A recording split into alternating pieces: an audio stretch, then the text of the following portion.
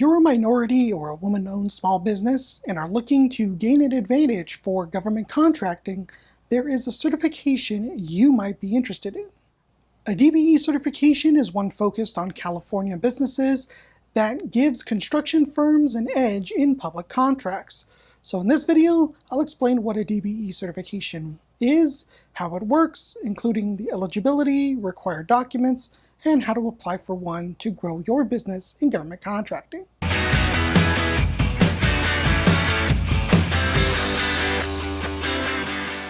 Hi, I'm Josh from the University of La Verne Small Business Development Center, and SBDCs are local centers funded by the SBA that will help small businesses with free one-on-one consulting and free training guides just like this one.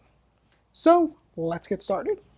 The DBE, or Disadvantaged Business Enterprise Program, began in 1980 as a minority women's business enterprise program that was established by regulation under the authority of the Title VI of the Civil Rights Act of 1964. Its main purpose was to ensure non-discrimination in the award and administration of DOT-assisted contracts in the Department of Highway, Transit, and Airport Financial Assistance programs, to create a level playing field on which DBEs can compete fairly in DOT-assisted contracts. The Act further provides that except with the authority of the Secretary of Transportation determines otherwise, no less than 10% of the available contracts shall be expended with DBEs. Now this means that 10% of all highway and other construction projects will have a DBE set aside. So who can become a DBE? Well, the eligibility for the Disadvantaged Business Enterprise is pretty straightforward. The firm must be a for-profit small business where their socially and economically disadvantaged DBE owner owns at least 51% of interest in the business and has managerial operational control of the business operations, and the firm must not be tied to any other firm as to compromise its independence and control. It's fairly straightforward, but what exactly is a socially disadvantaged population? The federal code tells us that women, Black Americans, Hispanic Americans, Native Americans, Asian Pacific Americans, Subcontinent Asian Americans, and other minorities all fit in that category. The other requirement is economically disadvantaged. So how do we figure that out? Well, Caltrans rules are pretty clear. The disadvantaged individual applying must have a personal net worth of less than $1,320,000. Items excluded from the personal net worth calculation include the individual's ownership interest in the firm and his or her equity in the business. Also, if the individual demonstrates that they are able to accumulate substantial wealth, the individual's claim of economic disadvantage may be denied, even though the individual's personal net worth is less than $1.32 million. Finally, the business must be a small business according to SBA size standards, and you can check that under the government contracting section on SBA.gov. And we can take a quick test to determine that. All right, so now that you've determined your eligibility for the business and are good to apply, there are some required documents that you'll need to gather for reference or to submit for your application. So let's talk about those. Resumes, including places of employment with corresponding dates for all owners, officers, and key personnel of the applicant firm. You'll need a personal net worth statement for each socially and economically disadvantaged owner who is in the applicant firm and relies upon to satisfy the 51% ownership requirement. Personal federal tax returns for the last 3 years, if applicable.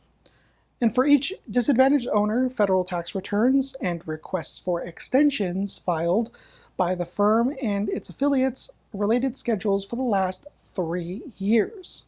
You'll need documented proof of contributions used to acquire ownership for each owner, both sides of the canceled checks.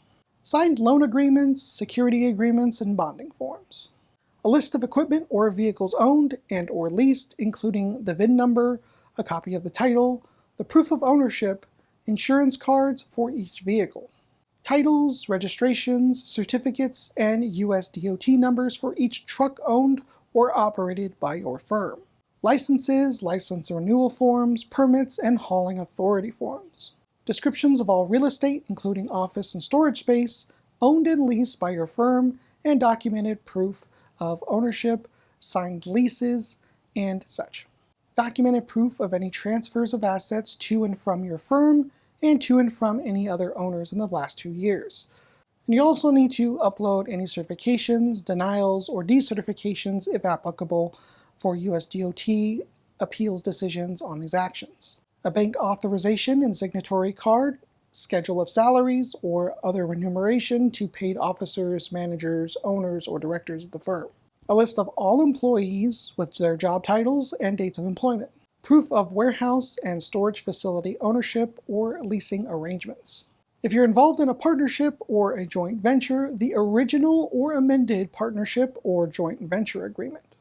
All right, now that we have everything we need for the application, let's apply. Now, there are several certifying organizations under California's Unified Certification Program, like LA Metro, Caltrans, or BART. And you can use this website to find the nearest certifying agency for your business. We'll stick with Caltrans and use their DBE system to apply. And if you've never done this before, then you'll need to apply and register for an account. To register, you'll need to put in your EIN, business information, followed by your contact information, and then a point of contact for your business. Once you register, you'll gain access to the system. Now, unfortunately, I don't have an account and I can't show you exactly what the application looks like online. But luckily, we have a paper version that will ask you the same questions, so let's go over that. Now, the application has 4 distinct sections. Section number 1 is the certification information. Here is where you'll put in some basic information about your business, like the legal name, address, and contact information. You'll also need to put in if you've been certified before by another state or decertified from other programs, like the MBE, WBE, and DBE before. Then this may make you ineligible for certification. And section 2 is going to be the general information. Now, in this section, we'll describe what your business does, the NAICS codes associated with your business, and when you started the business or how long you've owned the business, and how you actually acquired the business. You will need to enter your EIN and be a for-profit company according to the eligibility requirements we talked about earlier. You'll also need to specify what structure your business is and how many employees you currently have, including a list of names, job titles, and dates of employment. You'll also need to enter the last 3 years of your gross receipts from your federal taxes, or for however long the business has been in existence if it's less than 3 years old. And finally, you'll need to explain if your business is co-located with another business or a subsidiary of another business. Section 3 is going to be the majority owner information. In this section, you're going to name the majority owner and their contact information. You'll also need to mark the gender, the disadvantaged group membership that they belong to, and citizenship status. You'll also need to put in the percentage of the business this individual owns and how they own it, and several questions on the relation to the business. The second form will ask you about the information of who owns less than 51% if applicable. Section 4, control. In this final section, we'll need to list who controls the company and makes the decisions. We'll need to list the officers or board of directors, their ownership stake, and when they were added to the company, along with their ethnicity and gender. You'll need to list if any of these people have any management or supervisory roles in any other company and where. And you'll also need to mark for the owner with at least 51% of the functions that they participate in and have control over, and the same with owners with less than 51% ownership.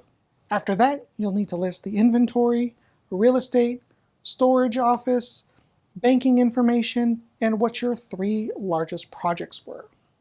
And congratulations, the application is complete. But the process isn't over just yet.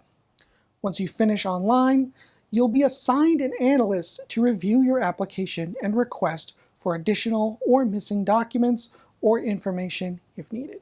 The analyst will conduct a site review of your business location, and after final review to ensure eligibility, then the determination will be complete. All right, so let's recap. A DBE certification is primarily for-profit construction companies who work on highways, transit, or airport projects. You'll have to be a member of a socially or economically disadvantaged group with at least 51% ownership of the business. Now, this certification is more intense, and so you'll need to make sure that your business participates in this sector and have the research to justify applying for this certification. If you found this video helpful, leave us a like, share, and subscribe to the channel for more valuable content for small business owners. Thanks for watching, and we'll see you in the next video.